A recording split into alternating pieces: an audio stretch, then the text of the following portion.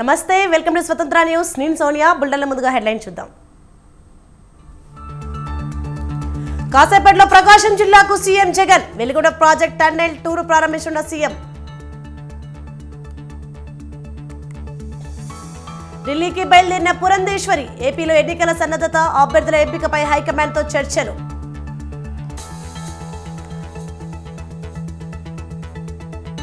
తెలంగాణలో నేటి నుంచి రైతు నేస్తం. రైతు వేదికల్లో అందుబాటులోకి వీడియో కాన్ఫరెన్స్ సేవలు.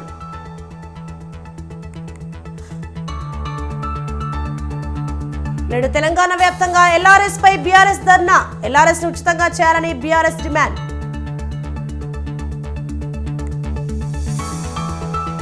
నంద్యాల జిల్లాలో ఘోర రోడ్డు ప్రమాదం. 5 హైదరాబాద్ వాసుల మృతి.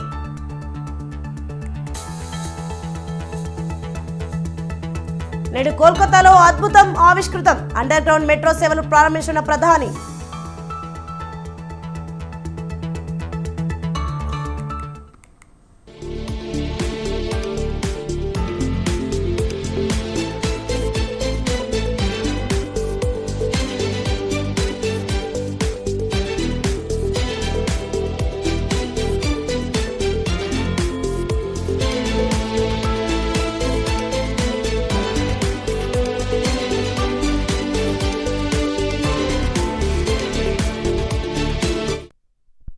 మరొక బ్రేకింగ్ న్యూస్ చూస్తున్నాం. ఏపీలో పొలిటికల్ హిట్ కొనసాగుతూనే ఉంది.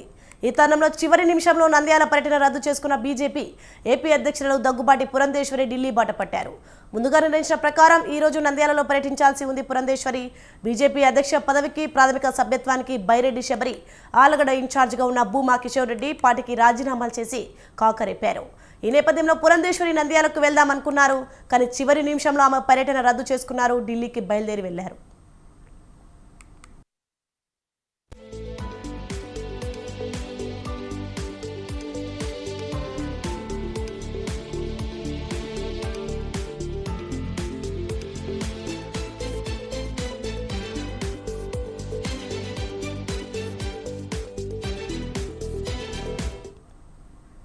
ఏపీలో ఎన్నికల సన్నద్ధత, అభ్యర్థుల ఖరారుపై బీజేపీ హైకమాండ్తో చర్చించేందుకు పురంధేశ్వరి హస్తినకు వెళ్లినట్టు బీజేపీ ఏపీ శ్రేణులు చెబుతున్నాయి. ఇటీవల జిల్లాలోని ముఖ్య నేతల నుంచి అభిప్రాయ సేకరణ, పార్టీ బలాలపై వరుస సమావేశాలు నిర్వహించారు. ఏపీలో పార్టీ పరిస్థితి, ఏ స్థానాల్లో పోటీ చేయగలమనే అంశంపై అధిష్టానానికి నివేదిక సమర్పించారు. జాతీయ సహ సంఘటన కార్యదర్శి శివప్రకాష్ బీజేపీ విడుదల చేసే 2వ విడత ఎంపీ అభ్యర్థుల జాబితాలో ఆంధ్రప్రదేశ్లోని లోక్సభ స్థానాలు ఉంటాయని రాష్ట్రానికి చెందిన బీజేపీ నేతలు అంచనా వేస్తున్నారు. వీటి కోసం పురంధేశ్వరి ఢిల్లీకి వెళ్లినట్టు చెబుతున్నారు. టీడీపీ, జనసేన, బీజేపీ పొత్తు వ్యవహారం కూడా తేలాల్సి ఉంది. త్వరలోనే టీడీపీ అధినేత చంద్రబాబు కూడా ఢిల్లీకి వెళ్తారనే ప్రచారం కూడా సాగుతోంది.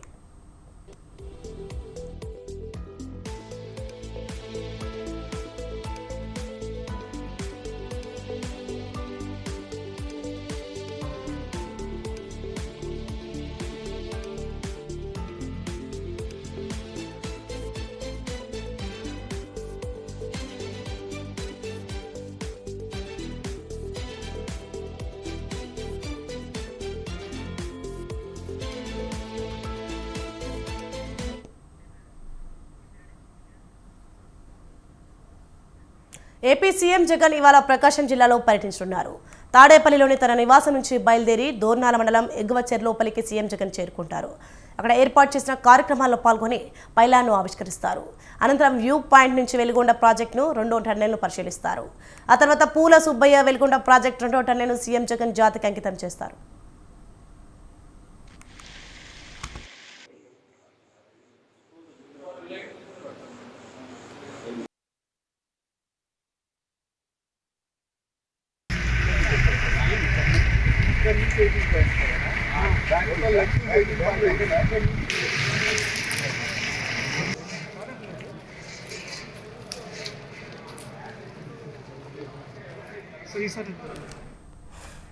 రెండు 2004లో అధికారంలోకి వచ్చిన అప్పటి ముఖ్యమంత్రి దివంగత నేత వైఎస్ రాజశేఖర రెడ్డి శంకుస్థాపన చేసిన ప్రాజెక్టును 20 ఏళ్ల తర్వాత ఆయన కుమారుడు సీఎం జగన్ చేతుల మీదుగా ప్రారంభం కాబోతుంది.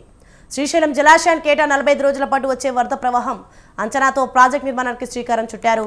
43.5 టీఎంసీల నీటి నిల్వ చేసేందుకు నల్లమల సాగర్ జలాశయం నిర్మించారు. శ్రీశైలం నుంచి వరద జలాలు తీసుకువచ్చేందుకు 2 టన్నుల నిర్మాణం జరిగింది. కమ్యూనిస్ట్ నేత పూల సుబ్బయ్య పేరుతో శ్రీశైలం బ్యాక్ వాటర్ను తరలించేందుకు ప్రాజెక్ట్ ఏర్పాటు చేశారు.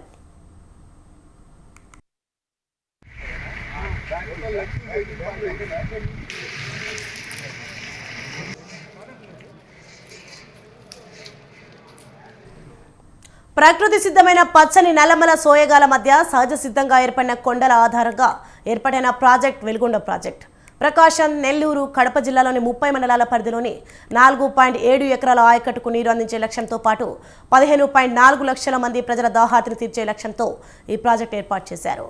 ప్రకృతి సిద్ధంగా ప్రకాశం, కర్నూలు, కడప, చిత్తూరు జిల్లాల అనుసంధానంతో వెలుగొండ కొండల శ్రేణులు ఏర్పడి ఉన్నాయి.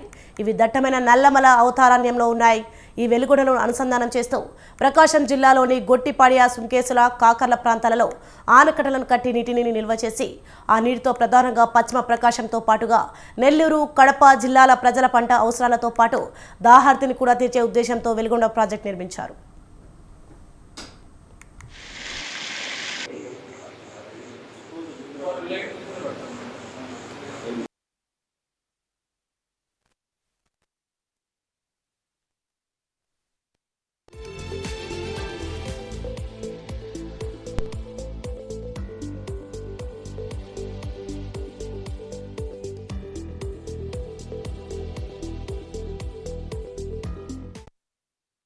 కాసేపట్లో తాడేపల్లిలోని తన నివాసం వద్ద నుంచి సీఎం జగన్ బయలుదేరతారు. ప్రకాశం జిల్లా దోర్నాల మండలం ఎగువ చెర్లోపల్లి వద్ద ఏర్పాటు చేసిన హెలిప్యాడ్ వద్దకు చేరుకుంటారు. అక్కడ స్థానిక ప్రజాప్రతినిధులను కలుస్తారు. అనంతరం ప్రాజెక్టుకు సంబంధించిన ఫోటో గ్యాలరీని సందర్శిస్తారు. 10.50 నుంచి 10.55 వరకు ప్రాజెక్ట్ వ్యూ పాయింట్ సందర్శన ఉంటుంది. 10.55 నుంచి 11:10 వరకు ప్రాజెక్ట్ లబ్ధిదారులు నిర్వాసితులతో సీఎం జగన్ ముఖాముఖి నిర్వహిస్తారు. అనంతరం అక్కడి నుంచి బయలుదేరి 2వ టన్నెల్ దగ్గరకు చేరుకొని 11.25 వరకు పనులను పరిశీలించనున్నారు. అనంతరం తాడేపల్లికి బయలుదేరుతారు సీఎం జగన్. ముఖ్యమంత్రి పర్యటన నేపథ్యంలో ఎటువంటి అవాంఛనీయ ఘటనలు చోటు చేసుకోకుండా ప్రత్యేక బలగాలతో పోలీసులు గట్టుదిట్టమైన భద్రతా ఏర్పాట్లు చేశారు.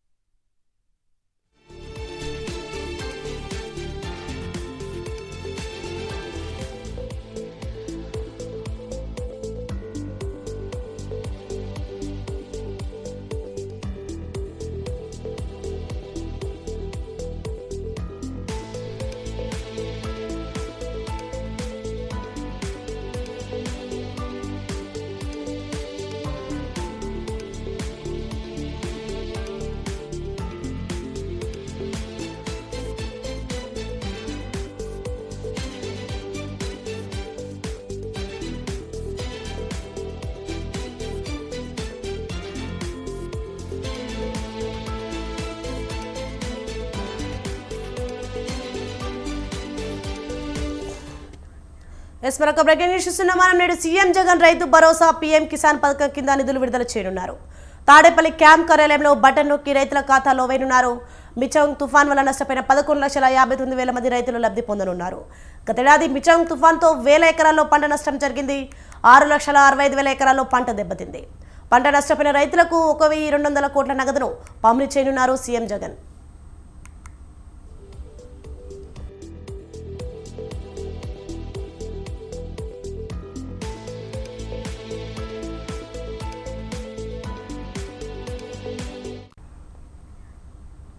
కాళేశ్వరం ప్రాజెక్టులోని మేడిగడ్డ, అన్నారం, సుందీల బ్యారేజీలను పరిశీలించడానికి జాతీయ డ్యామ్ సేఫ్టీ అథారిటీ నిపుణుల కమిటీ నేడు రాష్ట్రానికి రానుంది. కాళేశ్వరం బ్యారేజీల పునరుద్ధరణ, మరమ్మతులు చేపట్టడానికి వీలుగా వాటి నిర్మాణం లోపాలపై అధ్యయనం చేయాలని కోరుతూ ఫిబ్రవరి 13న తెలంగాణ నీటిపారుదల శాఖ కార్యదర్శి ఎన్డీఎస్ఏకు లేఖ రాశారు. ఈ క్రమంలో ఈ నెల 2న కేంద్ర జలవనరుల సంఘం మాజీ చైర్మన్ జె చంద్రశేఖర్ అయ్యర్ నేతృత్వంలో 6గురితో ప్రభుత్వం కమిటీ వేశారు. ఈ కమిటీ హైదరాబాద్కు చేరుకున్నాక మధ్యాహ్నం జలసౌధలో నీటిపారుదల శాఖ కార్యదర్శి రాహుల్ బొజ్జా, ప్రత్యేక కార్యదర్శి ప్రశాంత్ జీవన్ పాటిల్, ఇతర అధికారులతో ఎన్డీఎస్ఏ కమిటీ సమావేశం కానుంది.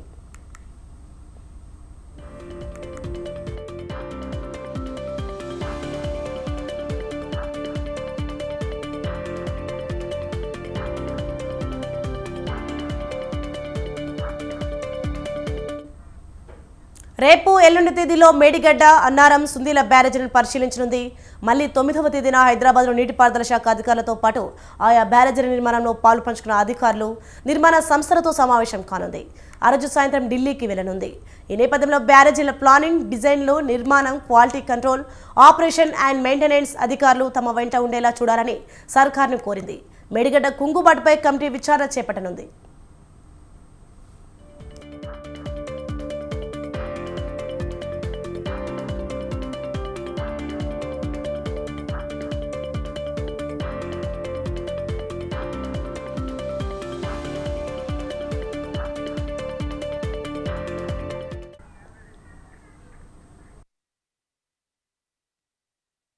పాత బస్తీ ప్రజలు ఎంతకాలం ఎదురు చూసినా కల నెరవేరబోతుంది.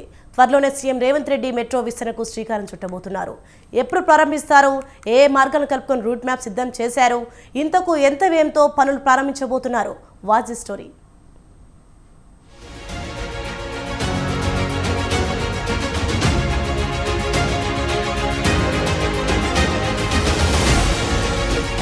తెలంగాణ ప్రభుత్వం మరో కీలక నిర్ణయం తీసుకుంది.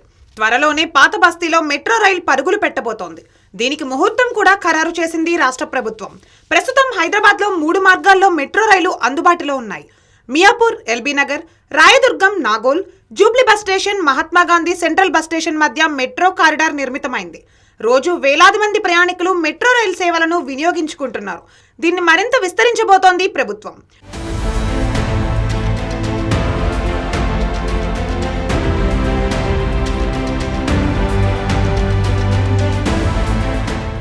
హైదరాబాద్ మెట్రో రైల్ మొదటి దశ ప్రాజెక్టులో మరో అడుగు ముందుకు పడింది.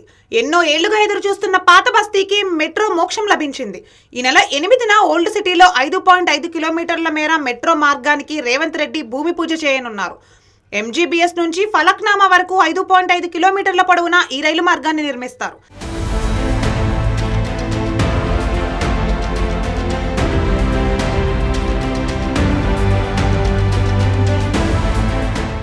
హైదరాబాద్లో ఎల్బీ నగర్, మియాపూర్, నాగోల్, రాయదుర్గం, జేబీఎస్, ఎంజీబీఎస్ల మధ్య 69.2 కిలోమీటర్ల మేర కొన్నేళ్లుగా మెట్రో రైళ్లు నడుస్తున్నాయి. మొదటి దశ ప్రాజెక్టును ఎల్ఎన్టీ మెట్రో రైల్ సంస్థ దాదాపు 16,000 కోట్లతో చేపట్టింది. అప్పట్లోనే పాత బస్తీకి మెట్రో సౌకర్యం కల్పించడానికి ప్రయత్నాలు జరిగాయి. సర్వే కూడా చేశారు. ఈ లైను నిర్మాణంతో వేలాది ప్రైవేటు ఆస్తులను సేకరించడంతో పాటు కొన్ని చారిత్రక కట్టడాలను తొలగించాల్సి వస్తుందని అప్పట్లో భావించారు. దీనిపై పాత బస్తీలోని కొన్ని పార్టీలతో పాటు స్థానికుల నుంచి నిరసన వ్యక్తం కావడంతో ప్రాజెక్టును చేపట్టకుండా నిలిపివేశారు. రేవంత్ రెడ్డి సీఎం అయిన తర్వాత మెట్రో విస్తరణ, మూసీ సుందరీకరణపై ప్రధానంగా దృష్టి సారించారు. ఇందులో భాగంగా పాత బస్తీకి మెట్రో రైలు నిర్మాణానికి చర్యలు తీసుకోవాలని ఆదేశించారు.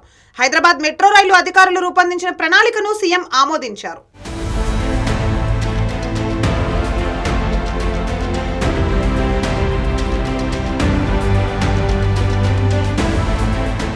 కొత్త లైన్ ఎంజీబీఎస్ నుంచి దారుషిఫా, పురాని, హవేలీ, ఏత్బార్ చౌక్, అలిజా కోట్ల, మీర్ మొమిన్, దయారా, హరిబౌలి, సాలిబండ, షంషీర్గంజ్, అలియాబాద్ మీదుగా ఫలక్నామా వరకు ఏర్పాట్లు కానుంది.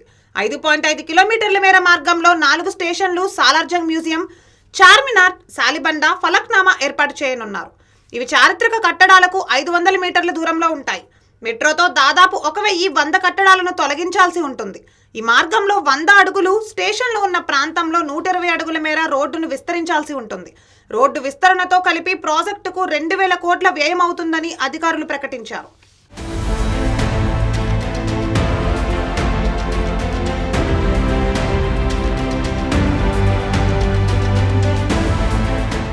రైల్వే లైన్ నిర్మాణంలో ప్రార్థనాలయాలు, చారిత్రక కట్టడాలకు ఇబ్బంది కలగకుండా ఇంజనీరింగ్ ప్రణాళికలో తగిన చర్యలు తీసుకోవాలని సీఎం ఆదేశించారు.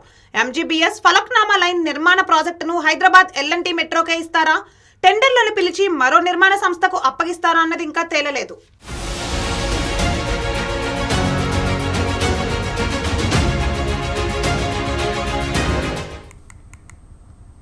స్పెషల్ ఇంటెలిజెన్స్ బ్రాంచ్లో డీఎస్పీగా పనిచేసిన ప్రణీత్రావు మాజీ సీఎం కేసీఆర్కు గూఢచారిగా వ్యవహరించారనే ఆరోపణలు ఎదుర్కొన్నారు. ఫోన్ ట్యాపింగ్ ఆరోపణలతో ఆయనపై వేటు పడింది. గత ప్రభుత్వ హయాంలో స్పెషల్ ఇంటెలిజెన్స్ బ్రాంచ్లో డీఎస్పీగా పనిచేసిన ప్రణీత్రావును సస్పెండ్ చేస్తూ డీజీపీ రవిగుప్తా ఉత్తర్వులు జారీ చేశారు.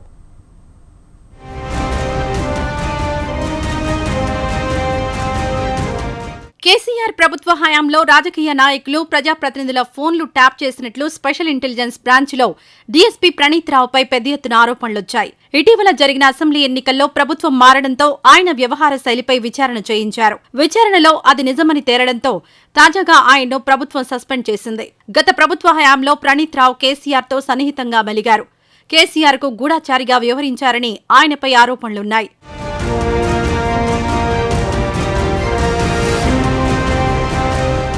ఎస్ఐబి ఆపరేషన్ల పేరుతో కేసీఆర్ సీఎంగా ఉన్నప్పుడు అధికార దుర్వినియోగానికి పాల్పడ్డారనే ఆరోపణలను ఆయన ఎదుర్కొన్నారు. కేసీఆర్ సూచనల మేరకు ప్రణీత్ రావు ప్రతిపక్ష పార్టీల నేతల ఫోన్లను ట్యాప్ చేశారని పెద్ద ఎత్తున దుమారం రేగింది. ప్రస్తుత సీఎం రేవంత్ రెడ్డి సైతం గతంలో ఆయనపై తీవ్ర ఆరోపణలు చేశారు. కేసీఆర్ ఆదేశాల మేరకు దుగ్గ్యాల ప్రణీత్ రావు నేతృత్వంలో దాదాపు 30 మంది పోలీసులు రాష్ట్ర డీజీపీపై కూడా నిఘా పెట్టారని అన్నారు. చాలా మంది పోలీసు అధికారులు డిపార్ట్మెంట్లో సమస్యలను ఎదుర్కొంటున్నారని ఆరోపించారు.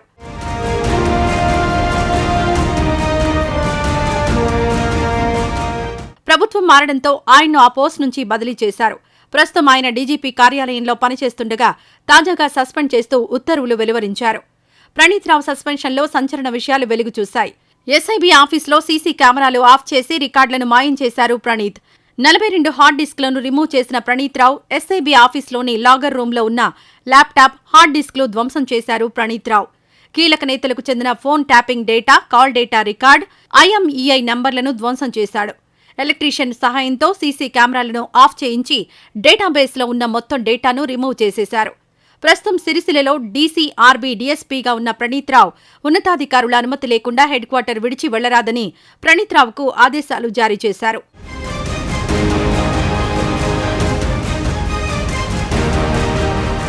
ప్రణీత్ రావు వ్యవహారంపై సమగ్ర విచారణ అనంతరం అరెస్ట్ చేసి రిమాండ్ చేసే అవకాశం ఉంది. రికార్డుల ధ్వంసానికి సంబంధించి త్వరలో కేసు నమోదుకు దాదాపు రంగం సిద్ధమైంది.